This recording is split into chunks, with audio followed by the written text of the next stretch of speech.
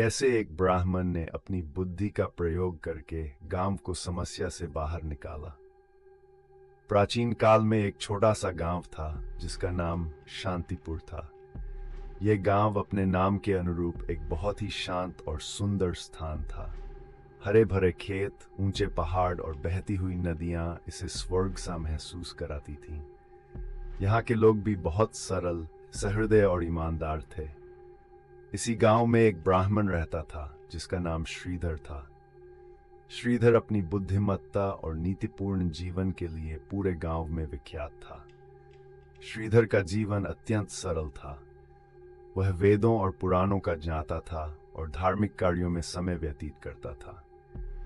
वह अपनी पत्नी और 2 बच्चों के साथ एक छोटी सी झोपड़ी में रहता था। यद्यपि वह गरीब था, लेकिन उसने कभी धन की कमी को महसूस नहीं किया। श्रीधर की दिनचर्या बहुत ही नियमित थी। वह सुबह जल्दी उठता, स्नान करके पूजा करता और फिर अपने आश्रम में बच्चों को शिक्षा देने लगता। उसकी पत्नी राधा भी बहुत ही धार्मिक और संस्कारी थी। वह घर के कार्यों को संभालती और श्रीधर के साथ जीवन के हर कठिनाई में खड़ी रहती थी। श्रीधर के दोनों बच्चे राम और सीता भी अपने पिता के पद चिन्हों पर चलते हुए शिक्षा और संस्कारों में रुचि रखते थे। श्रीधर को गांव के लोग बहुत सम्मान देते थे। जब भी गांव में कोई समस्या आती, लोग उनके पास सलाह लेने आते। वह हमेशा अपनी बुद्धिमत्ता से सबकी समस्याओं का समाधान निकाल देते थे। एक दिन गांव में एक बड़ी समस्या उत्पन्न हुई। गांव के लोग कई महीनों से सूखे का सामना कर रहे थे। खेतों में फसल नहीं हो रही थी और लोग भूखमरी के कगार पर पहुंच गए थे। गांव के सरपंच ने सभी गांव वासियों की बैठक बुलाई और श्रीधर से इस समस्या का समाधान पूछने की प्रार्थना की। श्रीधर ने सरपंच से कहा, मुझे थोड़ा समय दीजिए, मैं इस समस्या का समाधान अवश्य खोजूंगा। श्रीधर ने घर लौटकर भगवान से प्रार्थना की और ध्यान करने लगे। कुछ समय बाद उन्हें ध्यान में एक दृष्टि प्राप्त हुई। उन्होंने देखा कि गांव के पास एक पवित्र स्थान है जहां पर एक पुरानी बावड़ी है।